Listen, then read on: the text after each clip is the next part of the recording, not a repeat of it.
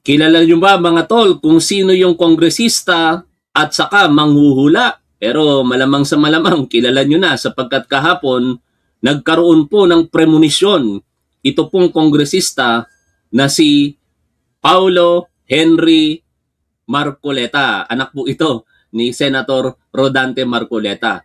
Kaso lang para pong wala sa katinuan yung kanyang mga pinagsasasabi mga tol. Pasensya na sa salita ah. Out of order na lamang ang gamitin natin kasi masyado namang masakit kung wala sa katinuan. Pero kung gusto nyong wala sa katinuan, pwede rin naman. Biruin nyo mga tol. Magre-raise siya ng point of order. Tapos, sa isang sitwasyon na hindi pa nangyayari, saan ka naman nakakita ng ganun? Magpo-point of order ka tapos hindi pa nangyayari. At the same time, hindi naman pala siya miyembro ng House Committee on Justice kaya hindi niya pwedeng gawin ang mag-raise ng point of order. Yon ay nilinaw sa kanya ng kanyang kasamahan na kongresista kaya ang nagawa niya na lamang ay mag-manifest. Ano yung manifestation mga tol? Aba, tawa ako ng tawa dito. Kahapon, di ko maiwasan talagang hindi humalakhak. Balikan po natin yung pangyayari na ito sa House Committee on Justice hearing. Patapos na. Mga tol, patapos na yung hearing. Umeksena pang muli itong si Paulo Marcoleta. Point of order. Yan, point of order. This is not directed to the... Ulitin natin. The point of order. This is not directed to the members of the committee. Madam Chair, our good friend is not a member of the committee. Yeah, but I can... Perhaps There's a you point can of just order. manifest Or just a instead of raising a manifestation. point of order. Manifestation. All right, you may proceed, Honorable This Marcoleta. is not directed to... At dito, makikilala ninyo, yung sabi nga ni Melvin Cabuena, meron tayong Filipino version ng, ano ba yun? Sino ba yun? Nostradamus ba yun? Yung manghuhula? Ngayon, ang tawag dito ni Cabuena, Marcodamus. Kasi, first time kong makakita mga tol at makadinig na merong isang kongresista na merong premonition. Then, nagkamali lang naman siya ng salita ng choice of word na kanyang gagamitin. Kaso lang, nagiging meme na sa kanya eh. Yun yung sinasabi natin dito mga tol, na kapag ka ikaw ay nagsasalita sa harapan ng publiko, lalong-lalo na, ikaw ay taong gobyerno, mambabatas, dapat bago mo sabihin ng isang bagay o bago mo bitawan ng iyong salita, pinag-iisipan mo muna, no? Tama ba tong sasabihin ko? Hindi. Talagang bumanat kagad itong si Marcoleta eh. Ulitin natin ha? Point of order. This is not directed to the members of the committee. Madam Chair, our good friend is not a member of the committee. Yeah, but I can... Good morning sa iyo, Juan Sandugo. Tapos na yung shoutout natin sa Facebook, pero special ka, kaya shoutout sa iyo, Juan Sandugo. Ha? Nasa YouTube channel po tayo ngayon, ha? Perhaps There's a you point can of just order. manifest Or just a instead of raising a point of order. Manifestation. All Not right, directed... you may proceed, Honorable This Marcoleta. is not directed to the members of the Justice Committee, but I observed the Alam niyo mga tol, hindi pa ako dun sa salita natatawa. Ha? Kasi paano ko ba gagayahin tong buhok ni Marcoleta? Ang hirap hatiin eh. No? Pag mahaba buhok ko, di ba nakita niyo naman yung long hair ko dati, gitna talaga hati ng buhok ko eh. Gitna eh. Pero hindi naman ganyan. Ano? Kakaiba talaga eh. Pero parang totoo naman yung buhok niya, hindi naman pilo ka siguro. No? Talagang ganun lang yung pag-ayos niya ng buhok, di ba mga tol? Sige, wag na natin pansinin yung buhok. Yung sinasabi niya, ano ba sinasabi niya rito? presence of Mr. Kiko D Kiko D. from the audience. Sino ba si Kiko D? Apo po ito ng mga Aquino, no?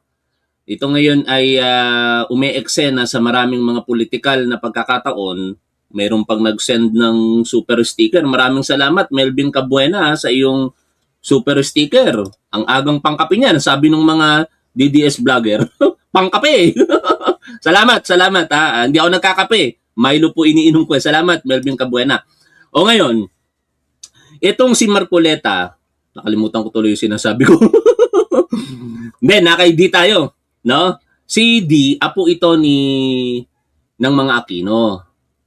Umeeksena na po ito ngayon sa maraming mga politikal na pagkakataon at karapatan niya naman yan bilang pong isang Pilipino lalong-lalo na nasa isang political clan siya. At ang pangunahing layunin kasi nitong si D sa pagkakataong ito ay pangunahan yung impeachment complaint number 2. Pero sa nangyari po kahapon na mapapanood natin sa balita mamaya, winidraw po nila yung kanilang complaint. Pero ang pinopokus dito nitong si Marcoleta, Paulo Marcoleta, ay yung ginawa ni D sa Senado nung inarchive yung impeachment complaint nitong si Sara Duterte. Ingay kasi ito at nag-walk out. Ngayon, nakikita siguro marahil ni Marcoleta na baka gagawin ito ni D. Kaya sa kanyang premonition, wina-warningan niya. Gusto niyang warningan ng committee, ito pong si D. Pero pwede ba yon? Panoorin po natin ang naging tugon dyan ng Committee on Justice.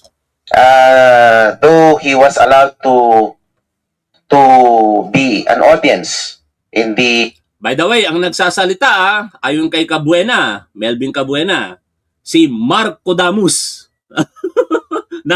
Nabansagan tuloy. Hindi na Congressman Marcoleta eh. Kung hindi Marco Damus, ganito na lamang para mas masaya. Ang nagsasalita po ay walang iba kung hindi si Congressman Paulo Henry Marcoleta, also known as Marco Damus. Tuloy tayo dito mga tol. proceedings, despite his withdrawal of the second impeachment complaint, I suggest that he observe proper decorum. Because if you remember, May we know the action of the Honorable D or Mr. D which is not consistent with decorum? I'm just speaking from experience when the Singit. May nakita akong komento eh. Singit tayo. Pag ang pinag-uusapan, yung premonition, ang tawag kay Marcoleta ay Marco Damus. Sabi naman ng isang manonood natin, sino yon? Nakalimutan ko na, lumagpas yung pangalan niya. Si Pinky M.A. Mar Peluca Jr. Bakit ba ang tawag nyo sa mga Marcoleta Mar Peluca? Hindi naman siguro Peluca yung buhok ni Marcoleta. Peluca kaya yan?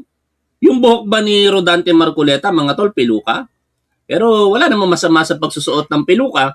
Anyway, dalawa na ang tawag tuloy ngayon. Ang dami yung mga iniimbentong katawagan sa kanila. Marco Damus at saka Mar Peluca. Bawal ang pikon ha. Baka ipatawag tayo sa Kongreso pag napikon itong si Congressman Paulo Henry Marcoleta eh. Since he hasn't committed any yet. not yet, but as a forewarn, as a premonition or a warning, he during the archiving of the Tignan niyo yung mga nasa likod niya. Yung mga nanonood sa likod, tawanan din ng tawanan. Saan ka naman kasi nakakita ng kongresista na magre-rely sa premonition? Pero sabi niya nga warning daw, warning. impeachment at the Senate, Mr. Madam Chair, Mr. Madam Chair, wala pa naman palang ginagawa. Let us not... Order. Let us wait until he finishes and then I will be allow me to recognizing it. finish. During the archiving of the impeachment, Mr. T booth and made a gesture of thumbs down at the VIP gallery of the Senate. All right. Honorable Marcoleta, but it is apparent to observe that proper decorum. the Honorable D hasn't committed anything yet which is not consistent to decorum. Would you like to say something, Honorable De Lima? Yes, Madam Chair, it is completely improper for our colleague here Oh. to raise that matter.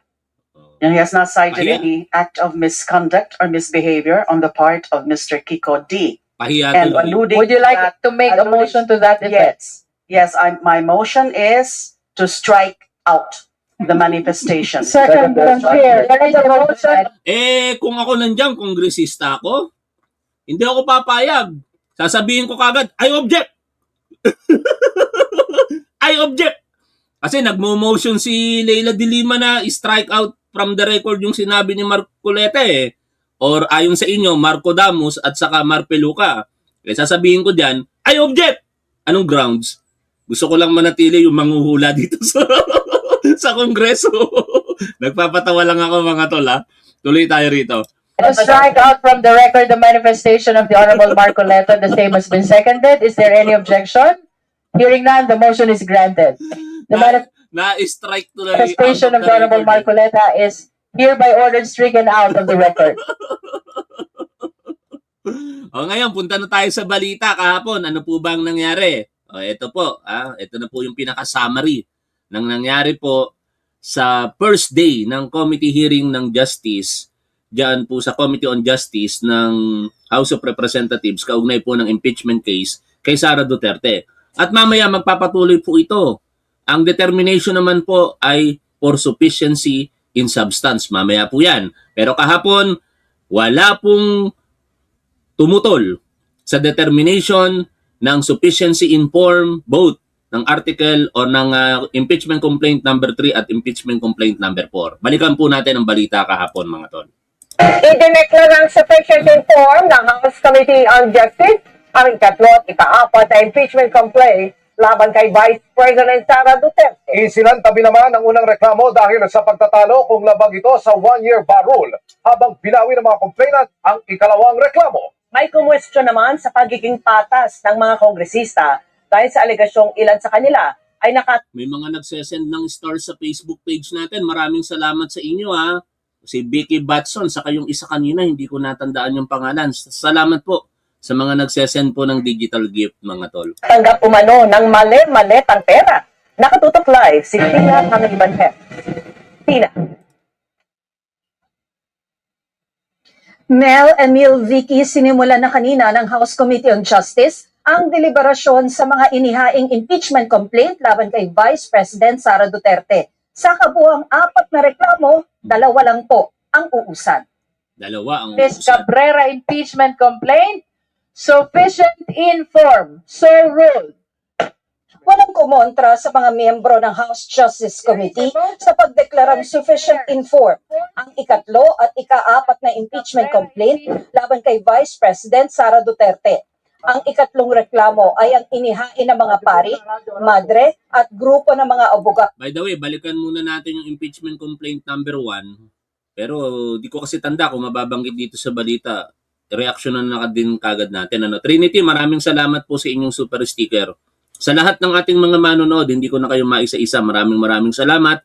Huwag niyo po sanang kalilimutang mag-like, mga tol. Napakalaki po ng tulong yan sa aming mga content creators. Ang nangyari po doon po sa impeachment complaint number 1, kung mabanggit man ito sa balita, pasensya na, pero baka kasi hindi, sasabihin ko na. Yung impeachment complaint number 1 sa pangunguna po ng Makabayan Block ay ibinasura po. It was set aside by the Committee on Justice dahil daw po ito'y lumabag sa one-year bar rule base po sa naging desisyon ng committee by a majority vote. 22 votes ang nakuha ng movement para po sa pagse-set aside ng impeachment complaint number 1, 10 lamang po ang tumutol para po dito at wala pong bumoto for abstention. Yung ikalawang impeachment naman, ito po yung sa pangunguna ng civil society group na Tindig Pilipinas, kung saan isa po dyan sa mga namumuno ay si Mr. D, yung apo po ng mga Aquino. At formal po nilang winidraw yung kanilang impeachment complaint kahapon. Kaya basically, ang natitira na lamang ay ang impeachment complaint number 3 at impeachment complaint number 4 na ngayon tinatalakay po dito sa balita. Noong February 9 at inendorso ni ML Party List Representative Laila De Lima. Habang ang ika-4 na reklamo naman ay ang inihain ng isang attorney na Faniel G. Cabrera noong February 18 at inendorso ni na House Committee on Human Rights Chair Benny Abante Jr. at Deputy Speaker Paulo Ortega V. Ang grounds for impeachment na isinusulong nila laban sa bise, culpable violation of the Constitution, betrayal of public trust, graft and corruption, and other high crimes. Nakabase ito sa umano'y maling paggamit ng confidential funds ng Office of the Vice President noong 2022 at 2023 at Department of Education noong 2023. Umano'y panunuhol sa mga opisyal ng DepEd, pagkontrata sa isang gunman para umano ipapatay ang Pangulo, First Lady at dating House Speaker. Hindi pagdeklara ng lahat ng kanyang mga ari-arian sa kanyang SALN at pagsusulong ng political destabilization at sedition. The chair set aside the first impeachment complaint. Pero ang unang impeachment Binanggit naman pala sa balita, nakalimutan ko kasi.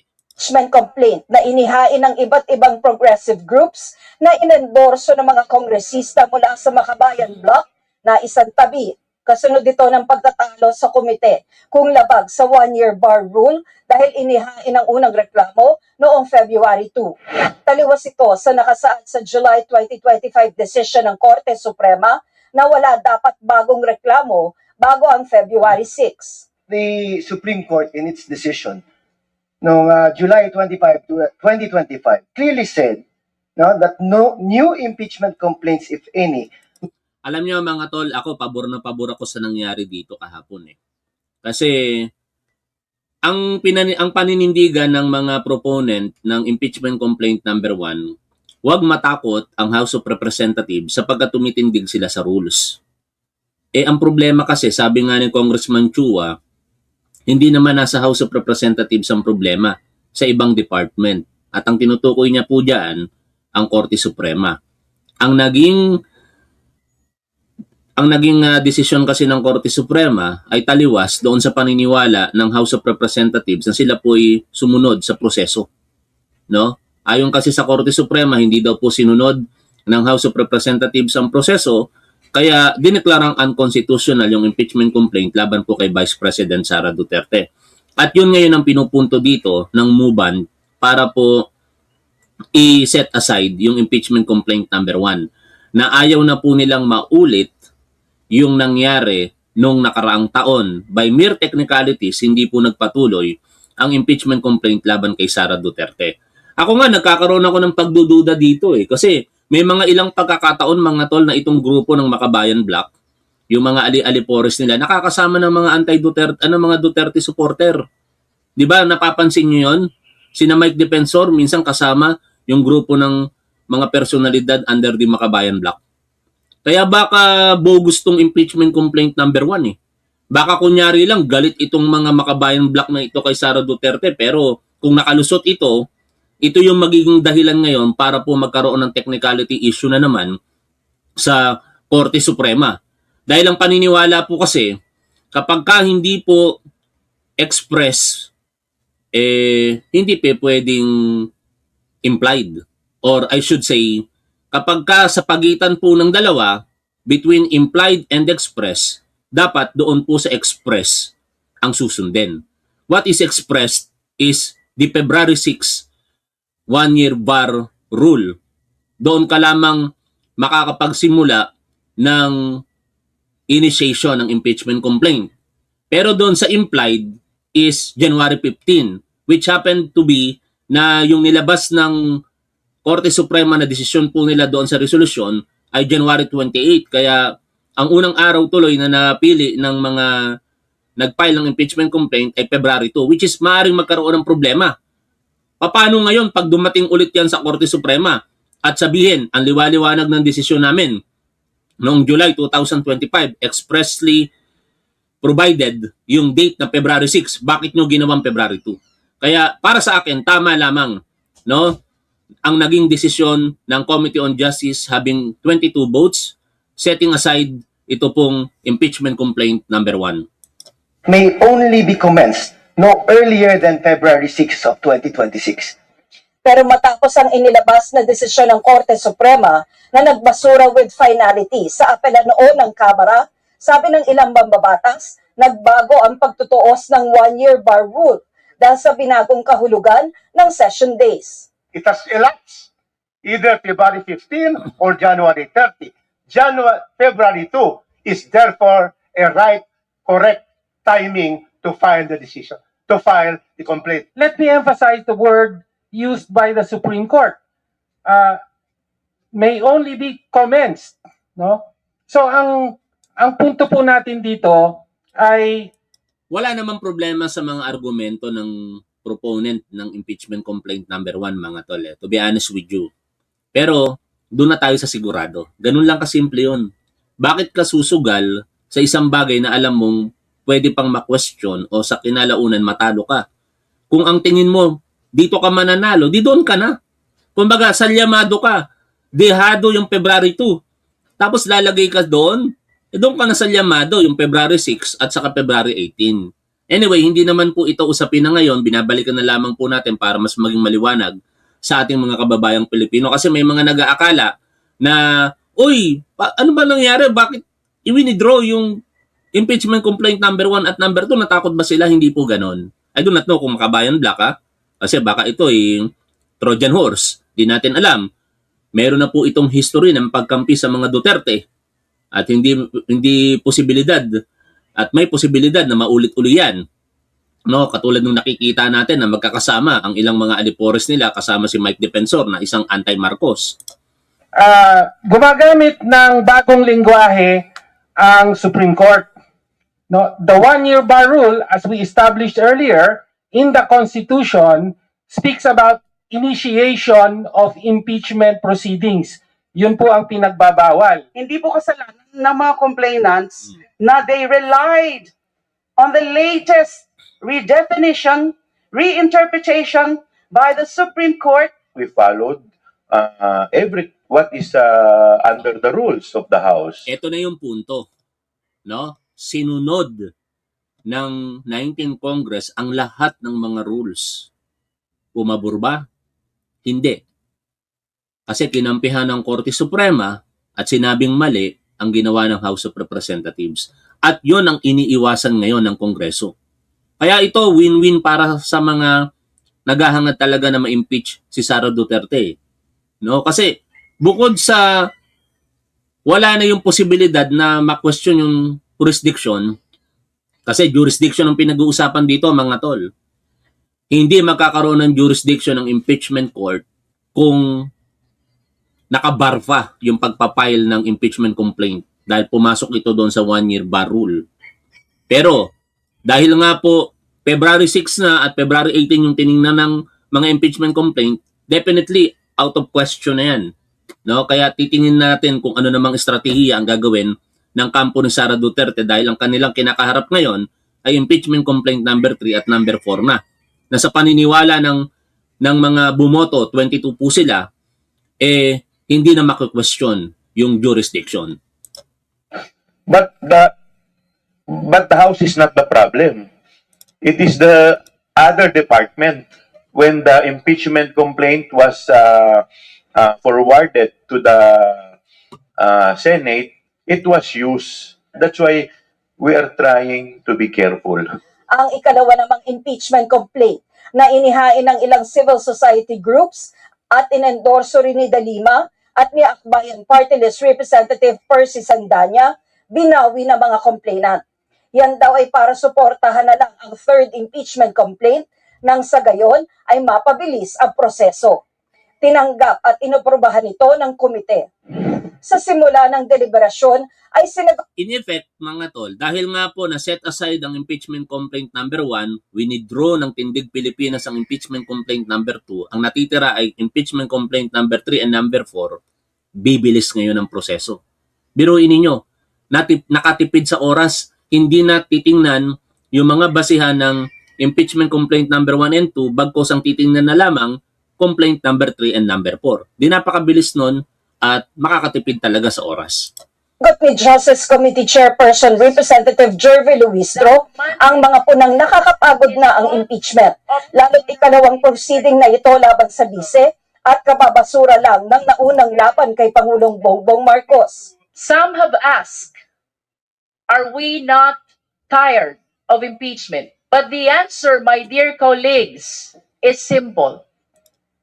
The Constitution does not get tired. The rule of law does not get tired. Accountability does not get tired. There is no option to ignore these complaints. Kunestyon naman ng isang kongresista ang kakayahan ng mga kongresistang magdesisyon ng patas dahil sa alekasyong ilan sa kanila ay nakatanggap na mga maleta ng pera. Bottom line, we have to be impartial. That's why Etong si Suntay, wala rin sa ayos eh. Gusto pang isingit yung maleta ng pera. Naka ng teteng na yan. Anong kaugnayan nun? Merong proper forum for that matter. Alam nyo, yung galawan nitong Bong Suntay talagang kasipsipan na sa mga Duterte. Siguro, umaasa ito na kung sakasakaling magiging presidente si Sara Duterte, from minority leader, baka maging majority leader siya. O kaya, mas magandang posisyon sa gabinete. Yan naman ay aking naiisip lamang. Pero, maliwanag na out of line ito pong ginawa nitong si Suntay kahapon. I would like to raise this. The speech of our distinguished colleague is absolutely relevant to the question of sufficiency of form and substance in the matter. I think his speech is out of order. Matapos sitahin ng chairperson ng komite si Suntay na walang kinalaman sa diskusyon ng kanyang pahayag, nagdesisyon ng komiteng burahin sa records ang mga komento nito.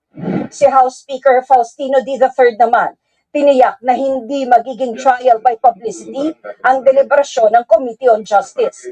Hindi raw niya iimpluwensyahan ng komite at sisiguruhin niyang uusad ang proseso ng naaayon sa batas at bukas sa lahat. Pronouncement. Ipagpapatuloy ang deliberasyon ng House Committee on Justice 10 a.m. bukas para pag-usapan naman ang sufficiency and substance. Mamaya yan ha, tututukan natin yan mga tol. No, dire-diretso na yung live natin dito sa ating live sa YouTube channel, pero maya-maya mag-e-end po tayo sa Facebook kasi malulobat po yung cellphone na gamit ko. Kung gusto niyo pong patuloy na mapanood si Top 1, lipat na lang po kayo sa ating YouTube channel. Ngayon, talon tayo ng topic. Gustong isingit nitong si Suntay yung maleta kahapon, tayo na ngayon ang sumingit sa topic na ito. Meron akong napanood na interview nitong si Jessica Soho sa mga nagpapakilalang ex-Marines.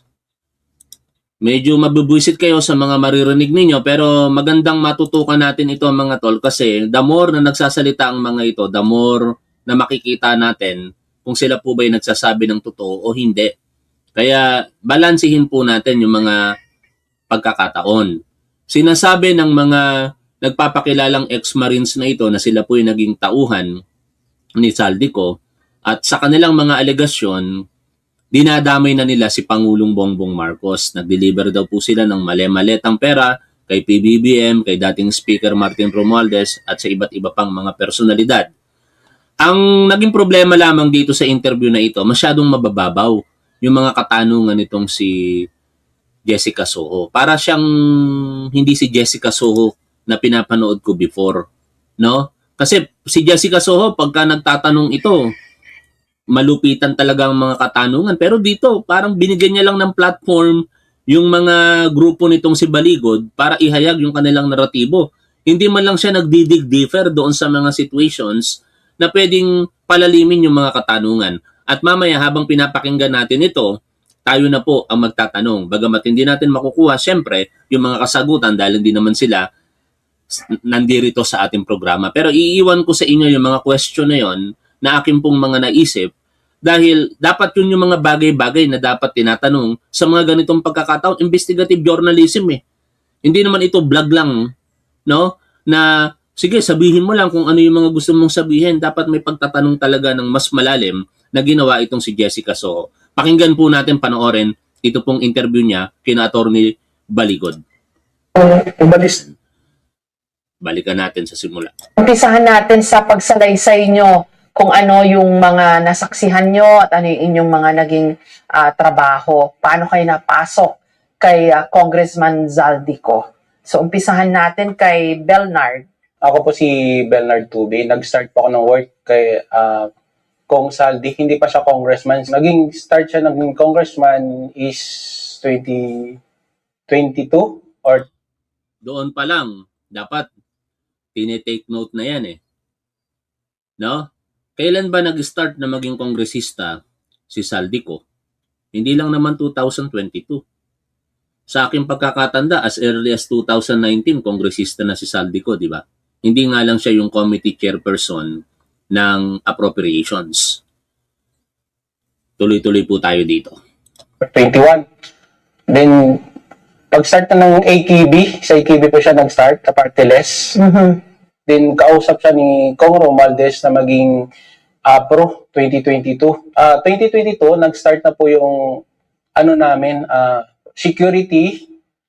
Then, nagde-deliver na rin po kami ng mga basura na sinasabi nila. Since as basura po is yung code name po ng pera. Sa Mali-maletang pera. mali-maletang pera. Mhm. Ano yung mga nasaksihan mo, Bernard? Ang una pong ang advice ni Paalam muna tayo dito sa ating Facebook page, mga tol. Maraming salamat sa mga sumuporta sa ating page. Magcha-charge lang ako ng cellphone. Bye! Kong Saldi, pag-deliver ng pera is yung matatagal na po. So kami yung pinakamatatagal. Kasama ni Paul at saka ni Mark. So binababa namin from Horizon. Si Paul at si Mark, yung mga executive assistants Yes, po. ni Zaldico. Yes po. Yun po yung trusted ni Kong Saldi para po dun sa mga pera na mali-maleta na basura na pumapasok from iba't ibang district na DP po. Anong ginagawa niyo dun sa mga pera? From sa labas, then ilalagay dun sa Balye or sa Horizon, i-distribute po dun kay Speaker Romualdez po, ma'am.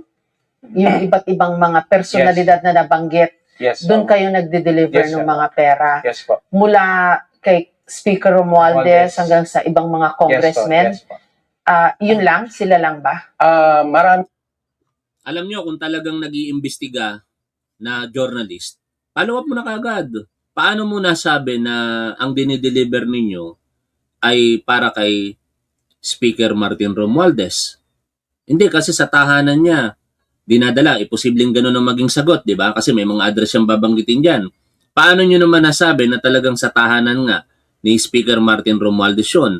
Ano yung inyong pinangahawakan? Kumbaga, ipapollow up mo lang ng papollow up yung mga question doon sa unang mga sinasabi. Kasi nag-appear sila rito, hindi naman ito press conference. Ito ay investigative journalism. No?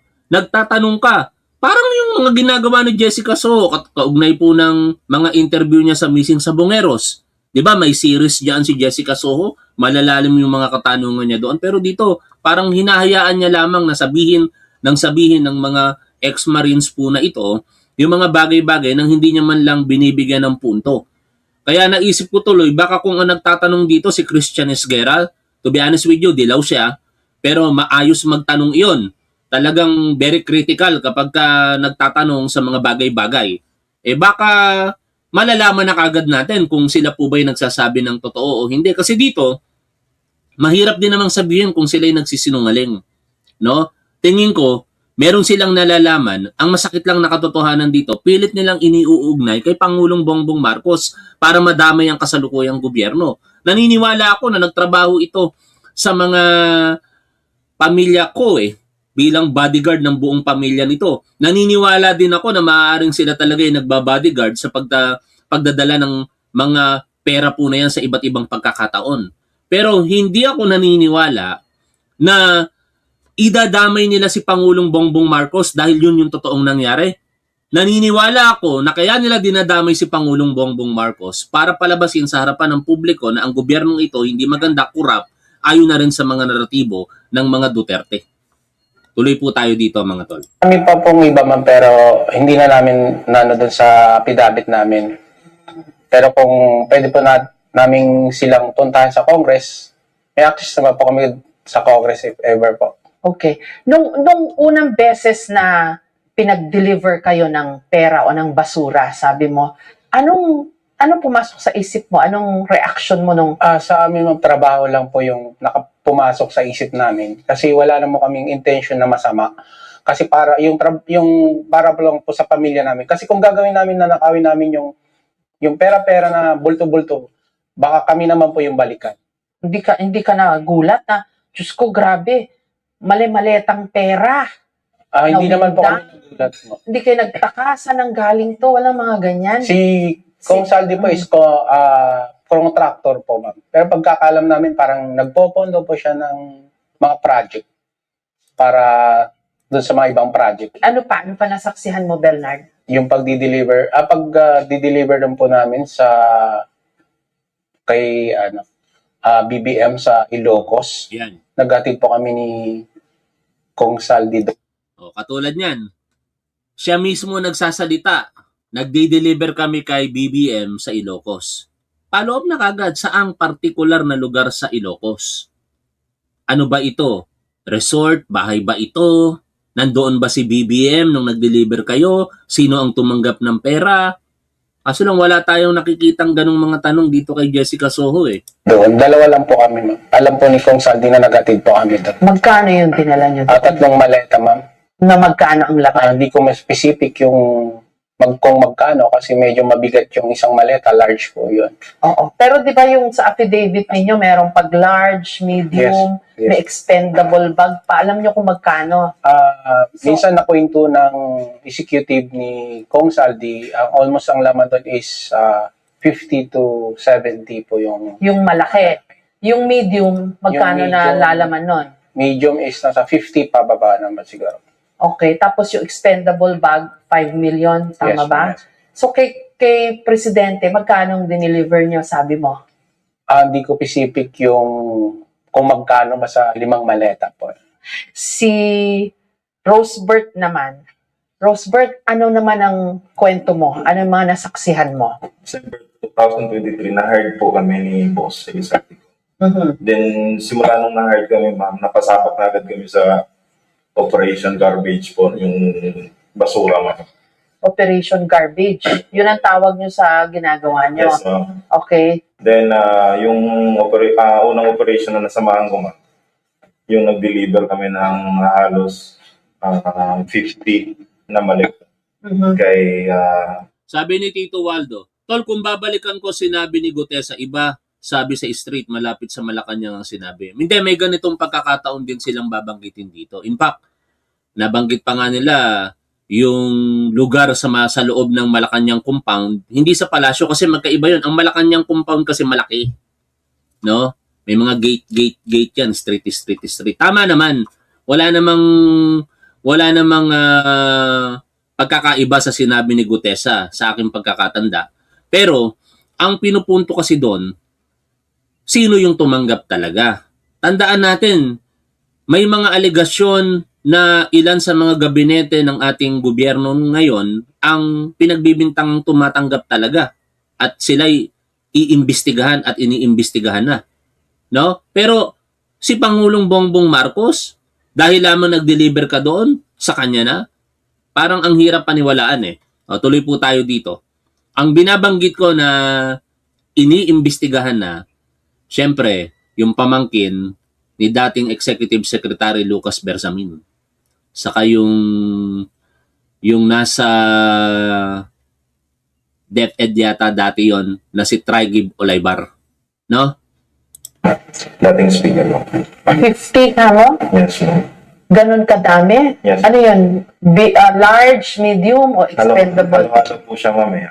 May medium, may large. Saan kayo nag-deliver kay speaker? Yung sa time ko po, sa 42 McKinley po.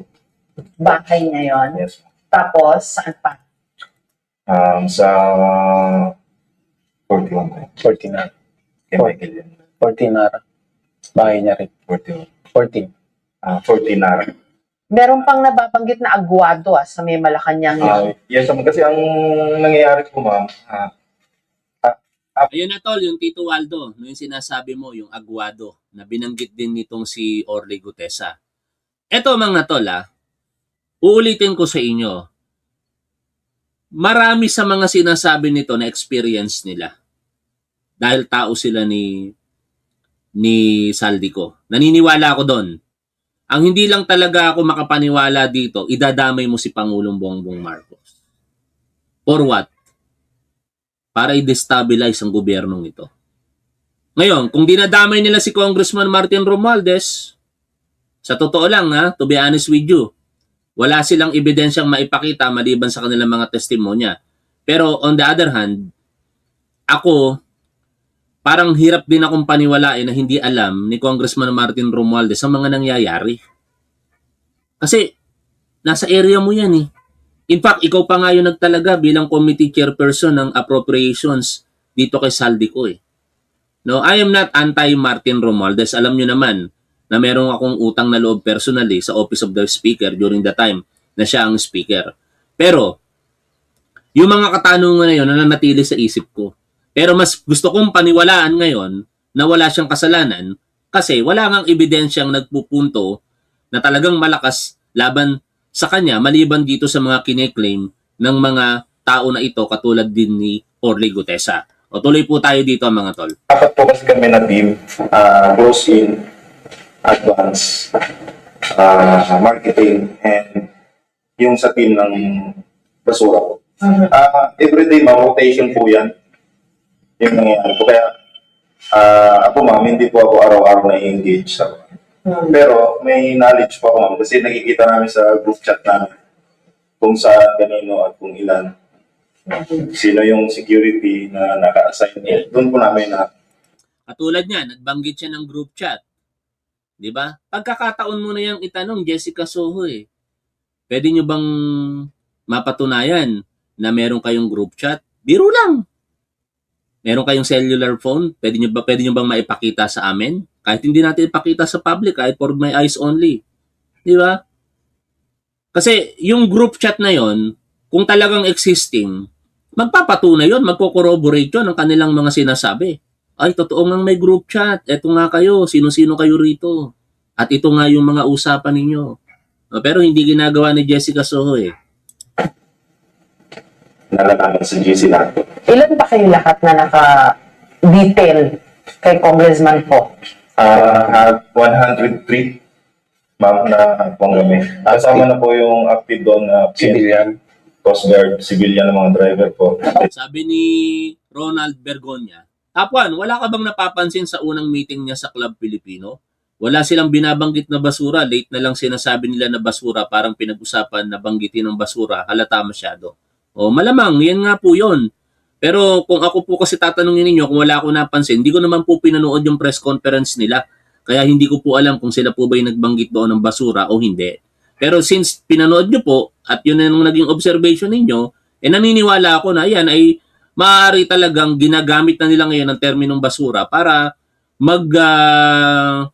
parehas doon po sa termino na ginamit nitong si Gutesa. At alam nyo ba kung bakit nila ginagamit ang salitang basura?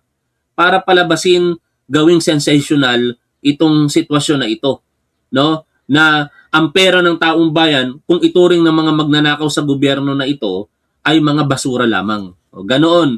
Talagang ginagalit nila yung damdamin ng taong bayan. Which is, tama naman na magalit tayo, pero dapat magalit tayo doon sa tamang mga tao.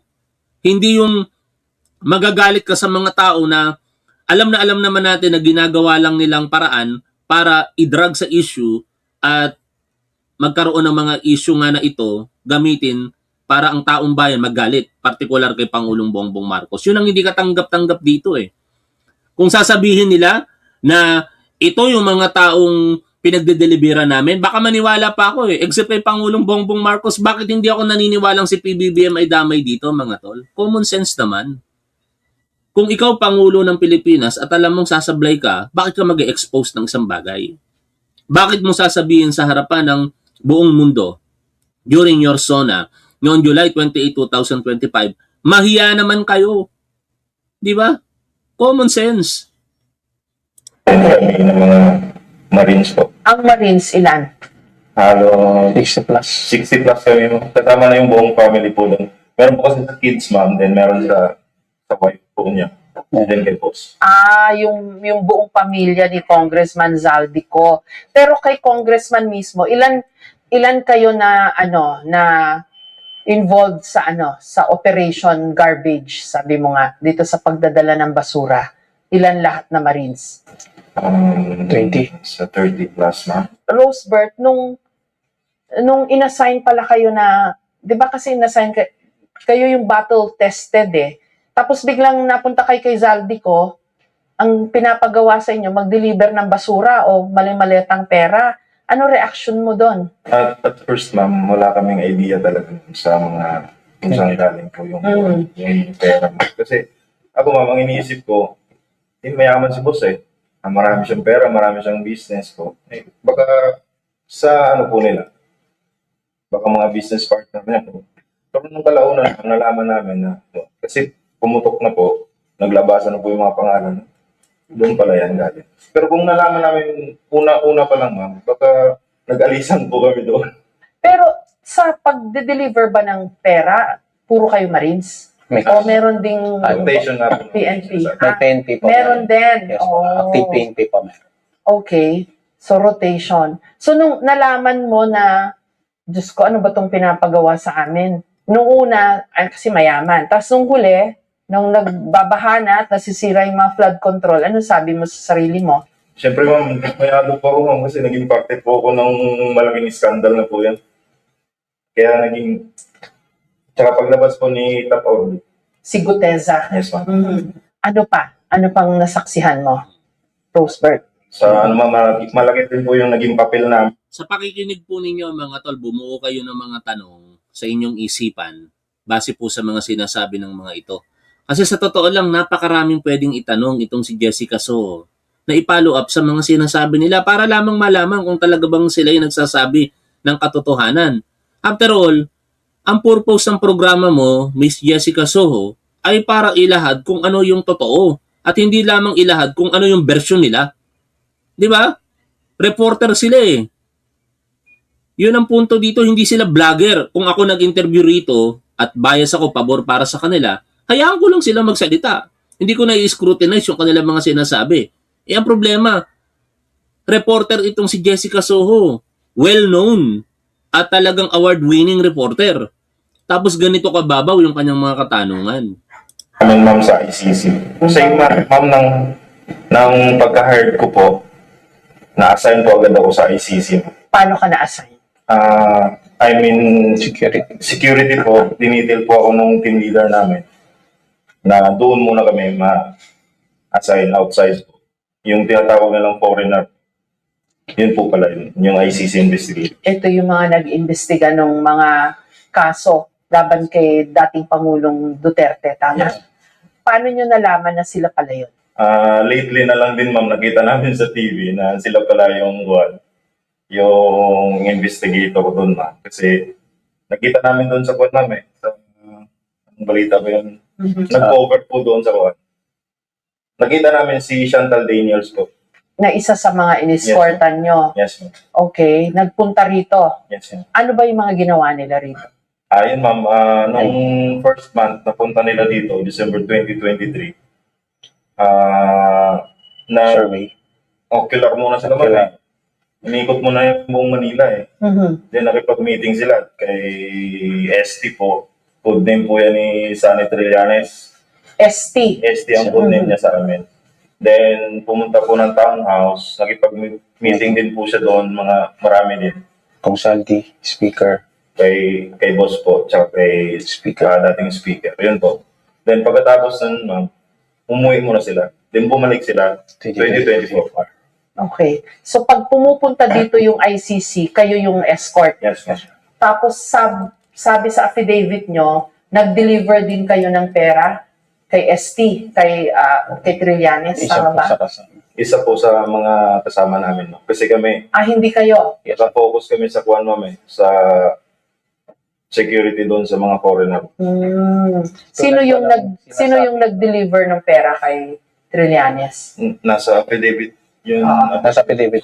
Wala dito, Christina. Hindi nakasama dito. Punta naman tayo kay Johnny. Johnny, ano naman ang kwento mo at ano ang nasaksihan mo? Start po ako nakilala ay trabaho kay Boss Aldi is 28 December 2018. Then after that, ma'am, na-assign kami sa mga bata, sa mga kids, kay ma'am, kay boss. Nung habang matagal man, nung hindi pa lumabas yung flood control na yan, at hindi mo pumupo na congressman o approve si boss. Nagdi-deliver na rin po kanya, ma'am, sa mga, minsan, pumunta kami sa, paunti-unti pa lang, pumukuha kami sa mga bangko, then deliver sa mga, sa opisina, o deliver dun sa from bangko, deliver sa post minsan. Pero minsan naman, ma'am, pa isang malita pa lang. Pero nung pumupo talaga si boss na approve. Chairman ng Appropriations Committee. O katulad niyan. 'Di ba? yung mga sinasabi niya na nagde-deliver na sila since nung siya ay nagsimula, 2018, panahon ng Duterte administration. Sino yung dinideliveran nila? Same person ba? Si Martin Romualdez din ba yun? Di ba? Kumbaga, para lamang malaman mo talaga kung nagsasabi ng totoo, palalimin mo yung tanong. O kaya tayo ngayon mga tol, naglalaro sa ating mga isipan yung mga ganong tanong kasi hindi tinatanong nitong si Jessica Soho eh. Doon po namin nakita. At doon po talaga nakita na talagang bunto-buntuhan na po yung dumarating sa Valle Verde. Ang Valle Verde, pinadala sa Horizon sa 56, Charlie Delta, Horizon Homes. Na doon makikita mo yung halos araw-araw na dumarating yung minsan sa isang araw minsan darating po yung 50 na malita. Sa loob lang sa linggo ma'am, minsan 3 beses. Then pagdating po dun sa Horizon ma'am, minsan po ang tagabilang kasi dyan ma'am, is si Executive Assistant John Paul Estrada, si Matt Tiksay, sa kayo. Ulitin lang natin diinan natin yung sinabi nitong nagsasalita na to. Before pa na maging chairman ng Committee on Appropriations si Saldico, nagdi-deliver na sila. Ibig sabihin, may mga eksena ng ganito. Ang tanong, kailan ba naging committee chairperson ng appropriation si Saldico? July 2022. Pagsisimula ng administrasyong Marcos Jr. Sino yung mga dinalhan nila ng pera noon? Si Congressman Martin Romualdez ba? Si Pangulong Bongbong Marcos ba? Definitely hindi. Sino? Kayo ang humusga mga tol. Sino ba ang mga nasa posisyon nung mga panahong iyon mula 2022 June 30 pababa? Tuloy po tayo rito. Tatlong empleyado na sa sila po yung nakakatasan talaga ng bilang bago i-deliver po sa Hindi wala silang ginawa kundi magbilang ng pera. yan po ma'am, halos araw-araw. Ano yun, mano-mano o may counting machine naman? Minsan ma'am, may continuous pero minsan ma'am. So tanggap nyo na talagang mapera siya. Yes ma'am. Kasi minsan kasi si boss, nilalapitan din talaga ng mga congressman, mga senator, na mamutang din talaga sa akin. Nung unang nung hindi pa pumutok niya ang ano na yan. Tulad niyan, sinasabi niya, nilalapitan. Binanggit mo, nilalapitan ng mga senador, congressman na umuutang kay Congressman Saldico. Personal knowledge ba yan? Kung personal knowledge, ibig sabihin, alam mo, nakita mo, narinig mo. Sino yung mga senador? Kung hindi nila pangalanan, okay lang. Pero at least tinatry ni Jessica Soho na alamin yung mga bagay-bagay. Ayaw niya i-follow up eh. So, lumabas po ng doon po namin napagtanto talaga na yung mga perang produk-produk pala na tumatating doon malakas. Para sa isang. Then, nung dyan po ma'am, yan na pag-deliver po namin yung kay yun ang saksyan ng barang. Kasama po si John Paul Estrada. Meron po kami mga TikTok sa video dyan. Okay, tapos saan-saan pa? Yung sa campus po. Si Walter. Walter, ikaw, nakapag-deliver ka rin ng basura. Saan-saan? Sa bahay po ni dating speaker na Tomatis po. Saan pa? Tsaka po sa Aguado. Aguado, sa Malacanang. Sa Malacanang. Yung Aguado ay bahay din, di ba? Doon po sa may baliting malaki yun, harapan ng gate 4. Alam ko po yun kasi dati po ang PSG noon. Okay. Alam ko po yung Aguado. Mhm. Anong meron ba doon sa Aguado? Alas doon po sila nagmi-meeting, ma'am eh. Pag may mga bisita, sa labas, hindi doon sa loob ng palasyo.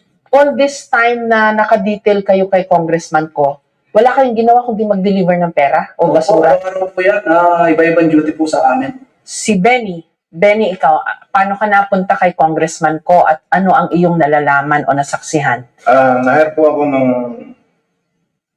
March 16, 2021. After nang nag-retire po ako sa Marines. So, hindi pa ako kay Busal dinasan, kay Madam po ako. Saan ka nakapag-deliver, Benny? Kanino? Banda sa Cheratora po. Kaninong bahay? Kung stay lang po. Kimbo? Okay. Dati po. Tapos, kay former speaker po sa 42 McKinley Road, Northport, saka 14 Nara Street, Southport. Ano pa? Ano pang mga ginawa mo habang na kay Congressman ko ka? Actually, yung posisyon namin talaga, personal assistant na pinapalabas ng mga para hindi rin siya na marami siyang tao. Tsaka dinidetail po lang kami ng team leader namin na sa araw na ito, may isang team na magbabasura, tapos iba-ibang may advance, may marketing. Niro-rotate yan po every 1 week. Active duty pa ba kayo nung na-assign kayo kay Ko o retired na? Wala na sa serbisyo. So, ano yun? Siya na nagpapasweldo sa inyo? Yes po. Magkano ang pasweldo? Malaki rin ba? Sa amin kasi noon, usually Mga magkano average? 43,000. Di ba una, lumabas si Gutesa sa Senado? Kaso binakbakan siya kasi fake daw yung pirma ng notaryo ng affidavit niya hanggang sa parang hindi masyado nang sinundan yung mga sinabi niya. Given na ganun nangyari sa kanya, bakit kayo lumantad ngayon? Di ba kayo natakot na baka matulad din kayo sa kanya? Na wala, parang nakalimutan na yung mga sinabi niya. Bakit kayo lumantad ngayon? Actually, ma'am, kami po, kaya kami lumantad kasi hindi na namin masikmura yung mga ginagawa nila na pagnanakaw dito sa ating mga... Diyan ako hindi naniniwala sa mga to. No? Hindi masikmura, kasinungalingan yan. May ibang dahilan kung bakit kayo lumantad at ngayon nagsasalita. Pero yung magpapakabayani kayo, katulad ng sinasabi nyo, hindi nyo na masikmura. Kasinungalingan yan, para sa akin lang, ha? Nakikita ko po sa TV nung daming namamatay, daming nabahay. Parang po kami. Na-konsensya? Ano ba? Kaya naisipan na po namin lumabas ngayon at supportahan na rin yung mga sinabi ni boss namin. Tsaka yung Master Gutesa. Oo. Pero ang tanong ko nga, hindi kayo natakot na baka matulad kay Gutesa, kay Master Sergeant? Sana ang pagsisinungaling nakamamatay, no? Hindi, sa totoo lang, yung nagsisinungaling ka dahil para sa ikapapahamak ng iba o kaya para sa kapakanan na makakabuti sa iyo pero kapahamakan para sa iba. Sana nakakamatay yung ganun eh. May mga white lies kasi kung tawagin. Wag naman, no? Yung mga pagsisinungaling na mabuti ang hangarin. White lies ang tawag doon. Maraming uri ng mga lies. Pero yung mga ganitong uri ng pagsisinungaling na alam natin, ang layunin lamang ay siraan ang gobyerno, siraan ang kalaban ng mga Duterte, I hope nakakamatay para malaman natin kung sino-sino kaya mamamatay dahil sa kasinungalingan. Kasi binakbakan siya eh, naglakas loob siya, nanumpa pa siya, nagsalita, tapos in the end, parang siniraan siya ng siniraan. Hindi kayo natakot doon? Normal naman po yung may takot naman po tayo. Oh, like muna tayo mga tol. Paalala muna tayo sa ating mga manonood na huwag kakalimutang mag-like sa ating programa. No? Meron po tayong 400 plus na manonood. Baka naman, huwag niyo pong kalimutang mag-like. Particular dito po sa ating Top 1 Live channel. Oh. Meron tayong 339 likes.